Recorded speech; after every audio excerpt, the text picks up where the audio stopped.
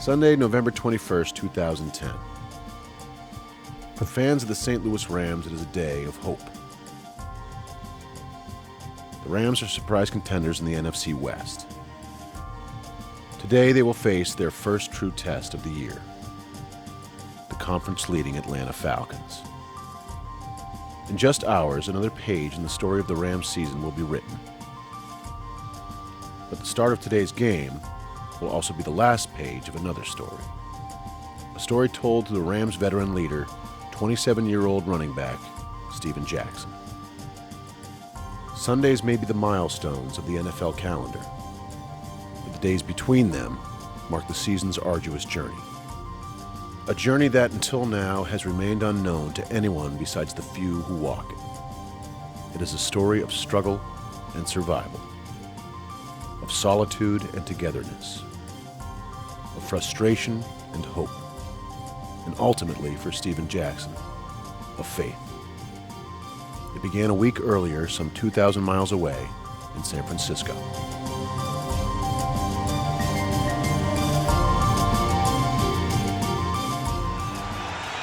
Sunny skies, about 70 degrees, no wind to speak of here in San Francisco. Perfect weather for the Rams and 49ers. A highly anticipated matchup between NFC West rivals.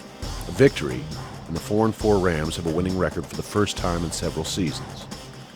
San Francisco's game plan is simple: stop Steven Jackson. 25-30, high step and 35 to Steven off left tackle, tough sledding, dumps it for Steven, right flat, got to the 25, high step 45 to the 40, near sideline 35, puts his head down. They give it to Steven Jackson off right tackle. He does a good job just to find 3 yards. Steven makes a one-handed catch, 40, 45, and he's dumped out of bounds on the 49ers sideline. Got 12:04 to play in the first half here at Candlestick Park. Sam looks, dumps left flat for Steven. He's got company, no gain. Against a 4-man rush, dumps it short for Steven. Try to sidestep a tackle, he will, and he picks up some yardage and gets out of bounds, stopping the clock. After a 3-yard gain to Bradford on first down, gives to Steven, off left tackle, not much there. Runs into traffic, runs out of the tackle, to the 10, to the 5, he's in. Touchdown, Steven Jackson. A brilliant 13-yard run off right tackle. 49ers have come back with 10 points here in the fourth quarter to take a 20-17 lead. Now the 49ers are in the neutral zone. They give the 5 yards back. It's a free play. Bradford launches down the field for Jackson, who makes a circus catch in the field of play. What a grab by Steven Jackson at the 18-yard line. The catch would lead to a game-tying field goal and overtime. It would not be enough. Out of 10-14 to play in overtime. Snap is back, ball is down, kick is away, it's up, it's good. The 49ers have won in overtime, 23-20.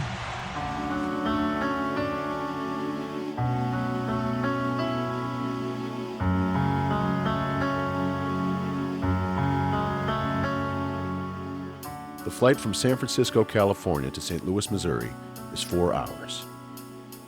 After a devastating loss to the 49ers, it seems far longer.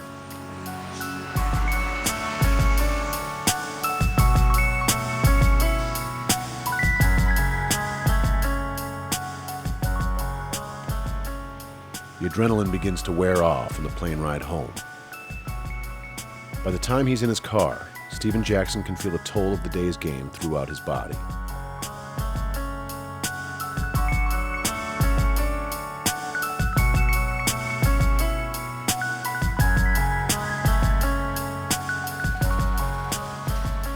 Seven years into his NFL career, Jackson has developed his own system of post-game rehabilitation. His St. Louis home contains a specially constructed recovery room, complete with an ice bath, a hot bath, and a hyperbaric tent. After every game, Jackson purchases 20 bags of ice from a local mini-mart. One by one, he loads them into the ice bath. Because he has a broken finger, it takes longer tonight than usual.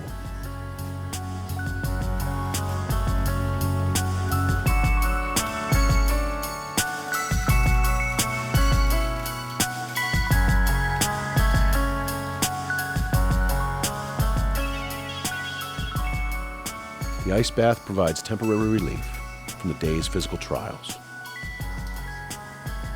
It also gives Jackson time to think. chance to reflect on the game that was. He ends the night sleeping in the hyperbaric tent, breathing oxygen-rich air that will aid his recovery. His day will start again in less than 5 hours. A new week has begun.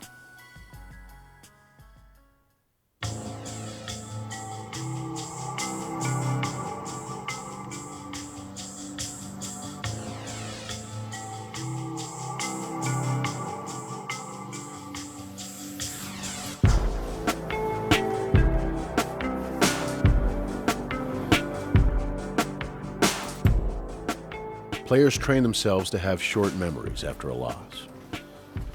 But the body has a memory all its own, which is why Steven Jackson begins each week with recovery. The Central Institute for Human Performance is a training and rehabilitative center. It cares for its clients using a combination of chiropractic, alternative medicine, and performance training. Visits to CIHP have become staples of Jackson's work week, and its founder, Dr. Clayton Skaggs, has become a trusted member of his inner circle. When he first came to us, he certainly, I feel, was a little more susceptible to injury. He had some weaknesses within his physical makeup that through hard work and persistence, he's now created more stability where I think he's a lot more resistant to injury. I broke this finger, my left ring finger, Tampa Bay game. I asked the team doctor, I go, is this dislocated? And he goes, well, I'm not sure. He goes, want me to give it a snug, try to put it back in place. I go, yeah, can you put it back in place then, So he pulls on it. I'm like, ow, ow, ow. Pins were surgically inserted into Jackson's finger. The next day, Dr. Skaggs began treating it with acupuncture. The healing has been significant, and usually without incident. You never want that thing. You did that on purpose. I did not. I swear you did.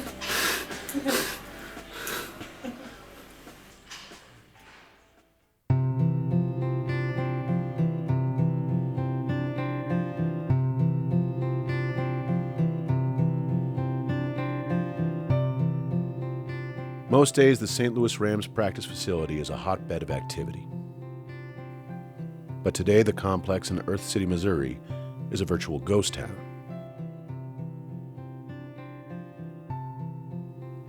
Tuesday is a sanctified day for players in the NFL. It is their day to rest.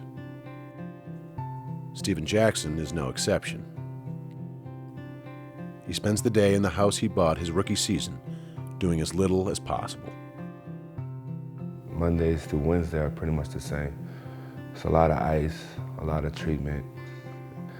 Although the pain seems to be continuous, there's always a different spot. His daily activities consist of a rehabilitative massage, listening to music, responding to fan messages online, and sometimes simply being alone. Anyone that follows me on Twitter know sometimes I go silent for a little while, and that's just so I can just keep to myself. I search for answers a lot, and I kind of distance myself while I'm trying to find the answers.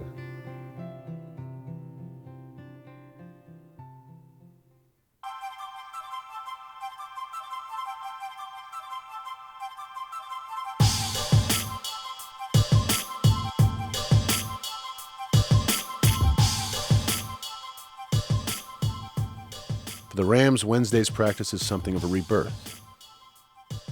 The last game is officially behind them. From this point forward, their focus is solely on the upcoming challenge, the Atlanta Falcons. Coach Steve Spagnuolo arrived 2 seasons ago with a philosophy that emphasized accountability, character, and above all, team. It has propelled St. Louis to more victories this season than the previous 3. It's been a concerted effort to hire good people of high character who did their jobs really well. And we think we have a combination of that, not only with players, but coaches, people in the building, on all different facets of this business. the day is also something of a reunion. Jackson, like his teammates, takes pleasure in seeing familiar faces. One of his best friends on the team, hard-hitting defensive back Oshimago Atugwe, has been with the Rams since 2005. Well, we really support each other and each other's endeavors, and we enjoy being around each other. And whenever you have like a bond like that, a brotherhood like that, it carries over to the field. Where Atugwe is one of St. Louis's veteran leaders, rookie quarterback Sam Bradford is one of the Rams' future superstars. Taken with the first overall pick in the 2009 NFL Draft, the Heisman winner's impact has been immediate and dramatic. I really didn't know what to expect, as far as, practice, being around him every day, what he was going to be like, as far as a teammate, someone off the field. And, he's probably exceeded every expectation I had. I mean, he's been absolutely awesome. I think he has probably one of the hardest work ethics that I've ever seen. No list of Jackson's teammates would be complete without the man who paves his way on the field. Fullback Mike Carney. They call themselves the Hammer Twins. Carney is Sledge, and Jackson is Jack. As of yet, no one else uses the nicknames. Neither seems to care. Gosh, I use a lot of different analogies to explain to people what I do for Steven. Personal bodyguard on the field, Secret Service agent for the president, pretty much just clearing out the way for him. A lot of people wouldn't sign up for the job. And it's been some lean years, and for him to sign up, want to come here and help, turn this franchise around, help me out in the running game, says a lot about him.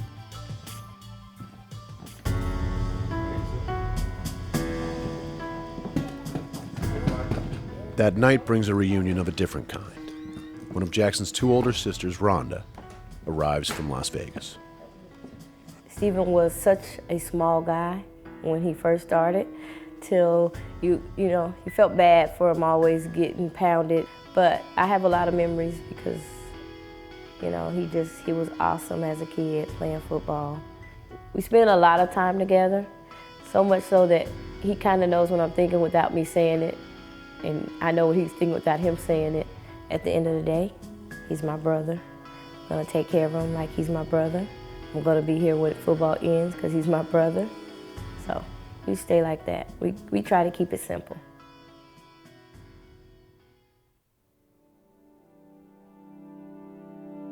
In St. Louis, Missouri, hard work, principles, and character are more than just words. They are a way of life. In that sense, the Rams and St. Louis are a perfect fit. The players who have won in a Rams uniform, from Cleveland to Los Angeles to St. Louis, have all shared something in common. A selfless dedication to team. A passion to be the best.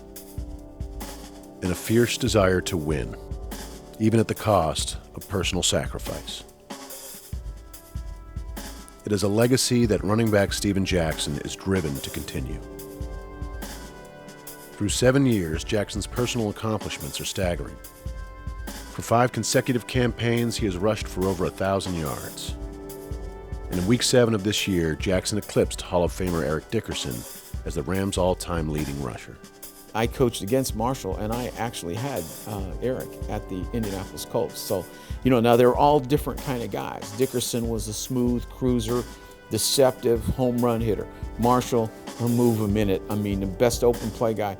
Steven is destructive. Physically, he's like a linebacker or bigger than a linebacker, hitting some of the guys trying to bring him down. So that helps. And Steven is a guy who actually enjoys that contact. I think that he likes to try and find the biggest guy on the field and put a hit on him early in the game to send a message. And Steven Jackson intimidates. I can't take credit for this. Somebody else described Steven's style as a rolling ball of butcher knives. And it's kind of the way it is.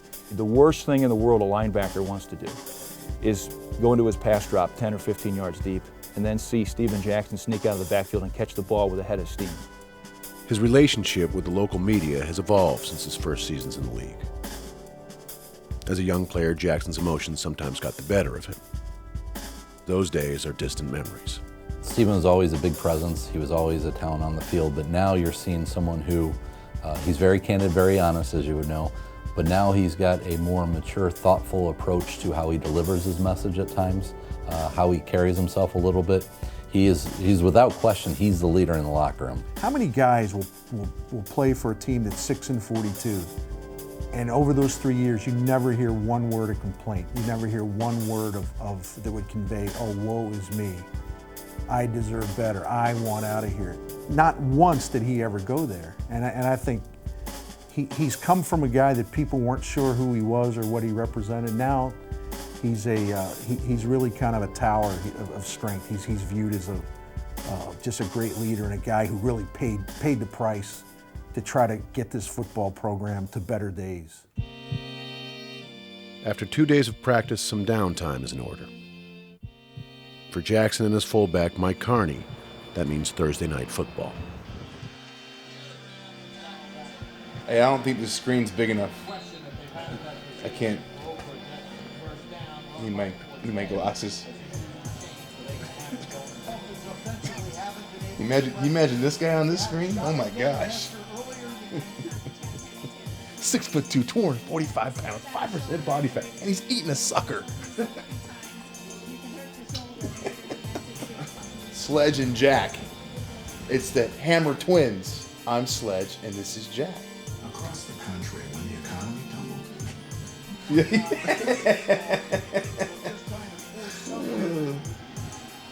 It's tough watching other running backs on TV, you know.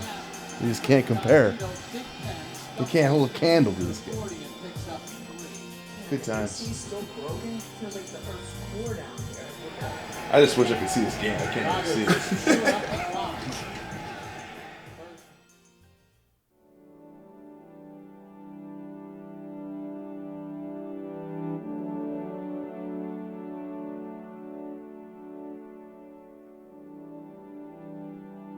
In less than 48 hours, Steven Jackson and the St. Louis Rams will face the NFC-leading Atlanta Falcons.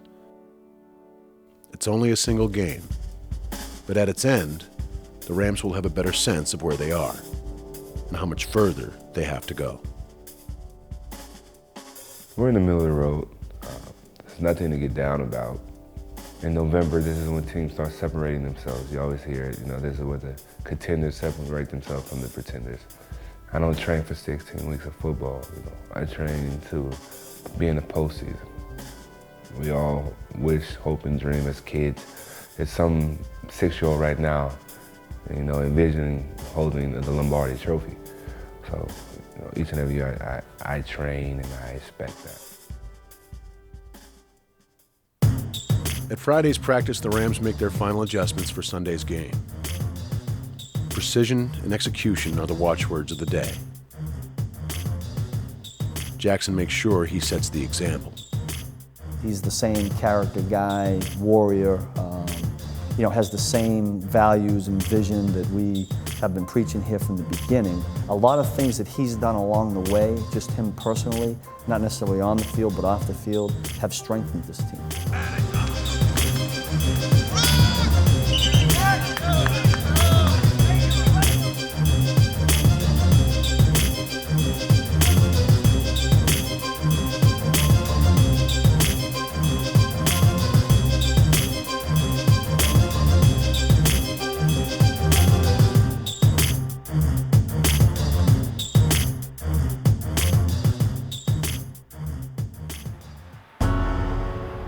That afternoon, Jackson returns to the Central Institute for Human Performance for his end-of-the-week tune-up. In mere days, his body has made a remarkable recovery from the pounding it took in San Francisco. As Dr. Skaggs knows firsthand, the Pro Bowl running back is no ordinary patient. Yeah, so last year, the last 6 games of the season, he's playing with a pretty severely herniated disc. And he would basically come in every Monday sideways. And halfway through those games, I said, Steven, you know, we should, you know, let's call it. It's, you know, you've pushed hard. I think they were 1-13 or something at that point, and you know, he said, no, I want to finish the season. You know, I've been in this league 15 years. There's guys that have a pulled hamstring or strained hamstring or slightly sprained ankle, and they can't go. And you know, that's what we call kind of a track mentality. Football player, this is what he is. A gridiron guy, a warrior, he fits all that classification. You know, it's funny because some fans will get on him from time to time because he has missed a game here and there. It's almost laughable because actually I'm the exact opposite. I wonder why he hasn't missed more games than he has because of this constant battering that he takes and the battering that he also administers.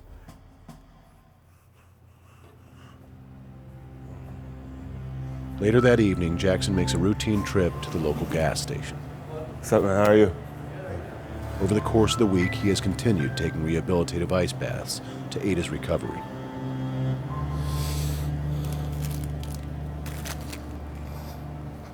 I need 20 bags of ice.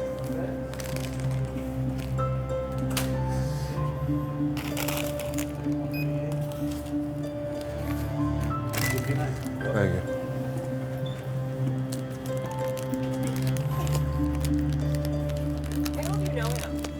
What's up?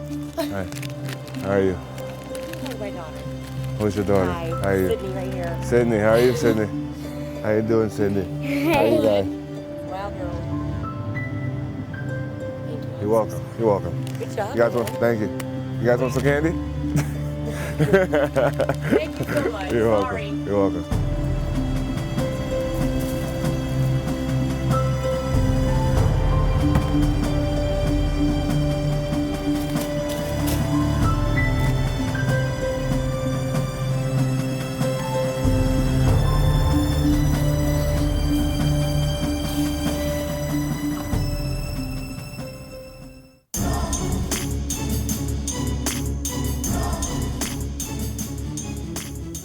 Compared to the days that have preceded it, Saturday is more dress rehearsal than practice.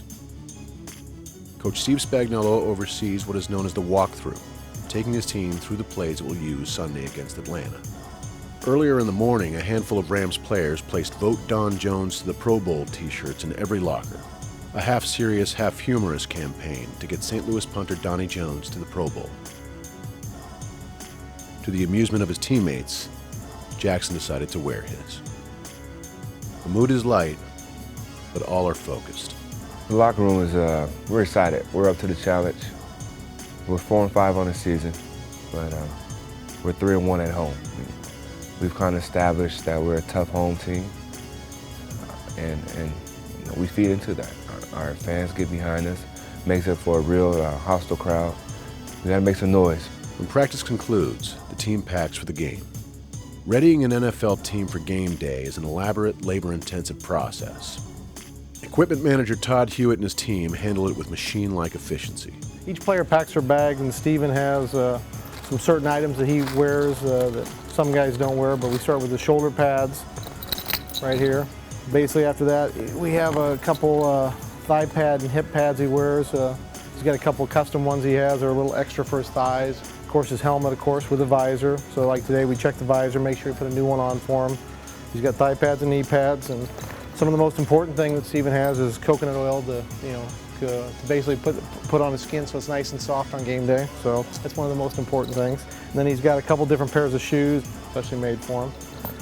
And then after that, the last thing we have well, his mouthpiece, of course. Got to protect that. And then after that, we have about 4 pairs of gloves. That's it. We'll just pack her up and get it down and get it in the locker room for him.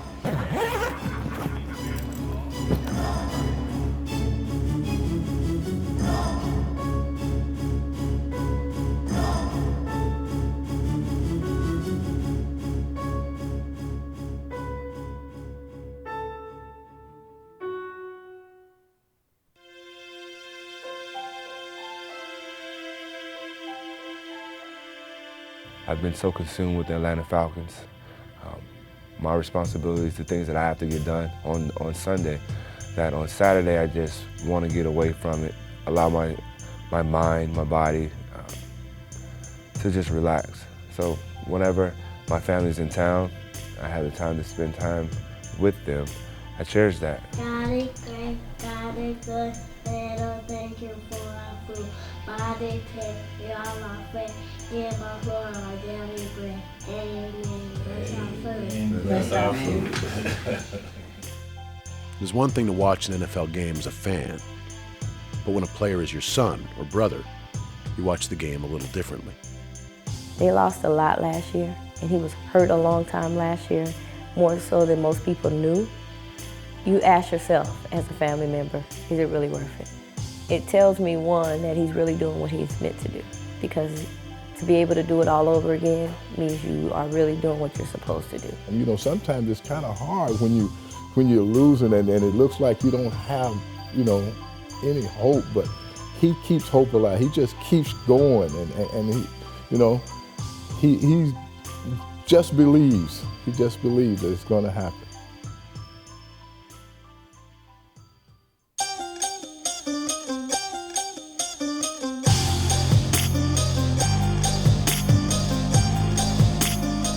Sunday, November 21st, 2010. Game day between the St. Louis Rams and the Atlanta Falcons. After praying with his family, Jackson is on his way to the stadium. He visualizes the game, the plays he wants to make, the way he'll deal with adversity. The drive is a sacred time.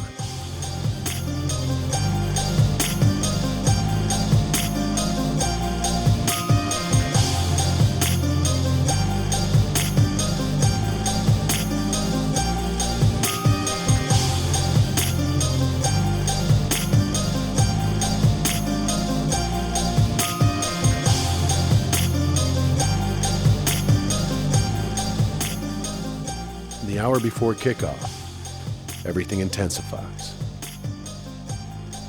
Jackson focuses on the task at hand. His goals are always the same. Protect the quarterback. Don't fumble. Outrush the opponent's running back. He and the Rams have spent an entire week planning for Atlanta. Now the Falcons are half a field away.